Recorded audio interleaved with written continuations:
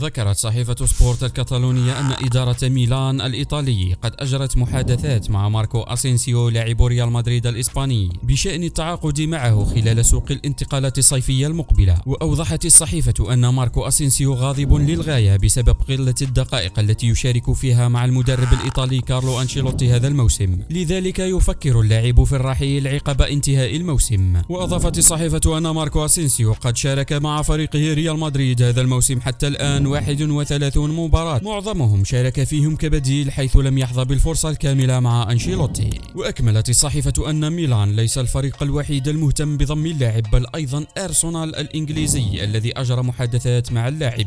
والجدير بالذكر أن عقد ماركو أسينسيو سينتهي مع فريقه الحالي ريال مدريد في الصيف المقبل، ويحق له الانتقال إلى أي فريق آخر مجانا.